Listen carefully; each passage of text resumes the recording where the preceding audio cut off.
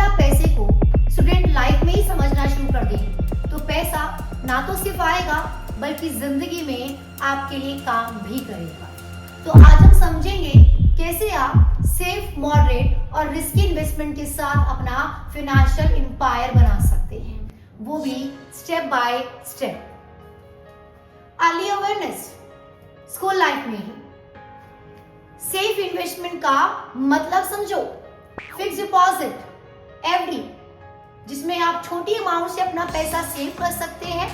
इसमें रिस्क बिल्कुल भी नहीं होता, आपका पैसा यानी कि 100% सेफ होता है, भले ही रिटर्न कम हो। आरडी यानी कि रिकरिंग डिपॉजिट, छोटे अमाउंट से शुरुआत करो। Post office saving bank account, इन सब का मकसद है आप में पैसा बचाने की आदत डालना, भले ही रिटर्न कम हो।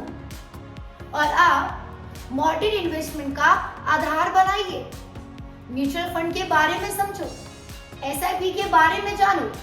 ये थोड़ी सेविंग से ज्यादा रिटर्न देते हैं, लेकिन थोड़े रिस्क के साथ। और अब कॉलेज लाइफ और पहली कमाई, सेफ प्लस मॉडरेट में निवेश करो। अपनी कमाई का 30% सेफ प्लस मॉडरेट में लगाओ। एसआईपी शुरू करो, 500 रुपए से भी शुरू हो जाती है।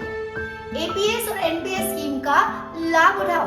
अगर आप विमेन हैं तो फाइनेंस मिनिस्टर ने विमेन्स के लिए स्पेसिफिक स्कीम्स भी निकाली हुई हैं, जिनमें टैक्स भी नहीं होता और ये 100% सेफ होती है। और आप रिस्की इन्वेस्टमेंट को समझो। शेयर मार्केट कैसे चलती है इसके बारे में समझो। सेंसेक्स, निफ्टी, स्टॉक कैसे चलते हैं समझो।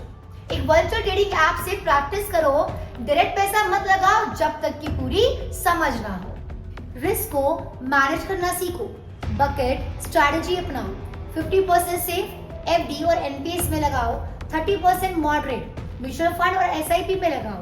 20% रिस्क शेयर्स, क्रिप्टो अगर समझ है तो। और आप करियर एंड स्टेबिलिटी फेज, जब आपकी उम्र होगी 25 से 35 साल, तब होगी असली वेल्थ क्रिएशन की शुरुआत। कम से कम 6 महीने की सैलरी का इमरजेंसी फंड बनाइए। Term plan, health plan, insurance plan, index fund, इन सबको बैलेंस करो और इनकम टैक्स की तरफ से 1.5 लाख की छूट पाओ एटीसी के अंतर्गत। रिस्की इन्वेस्टमेंट, स्टॉक मार्केट में डायरेक्ट एंट्री, 5 से 10% से ज्यादा क्रिप्टो में मत लगाओ। रियल एस्टेट, अगर लॉन्ग टर्म होल्डिंग्स हो और ईएमआई मैनेज हो सकती है तो।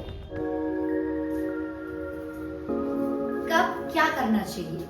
जब इनकम स्टेबल हो, म्यूचुअल फंड्स बढ़ाओ। जब फाइनेंशियल मार्केट की समझ हो तो डायरेक्ट स्टॉक मार्केट में एंट्री लो। और जब रिस्क ले पाओ और फैमिली सपोर्ट करे तो रियल एस्टेट और क्रिप्टो को कंसीडर करो। और अब ग्रोथ और लेगेसी प्लानिंग 35 के आगे। रियल एसेट्स को और मजबूत बनाओ। एसआईपी, बॉन्ड्स, एनपीएस यानी कि अपना रिटायरमेंट सिक्योर करो। और अपने बच्चों की हायर एजुकेशन के लिए सुकन्या समृद्धि योजना बेटी के लिए और चिल्ड्रन म्यूचुअल फंड प्लान। और आप मॉडरेट से वेल्थ को स्टेबल करो। एसआईपी बढ़ाओ क्योंकि जितनी ज्यादा उम्र उतना ही ज्यादा रिटर्न। इंडेक्स फंड को 10 साल तक रखो, कंपाउंड करो। और अब रिस्क को स्मार्ट तरीके से मैनेज करना सीखो। स्टॉक पोर्टफोलियो को डाइवर्सिफाई करो, ना कि सिर्फ 2-3 शेयर में टिके रहो।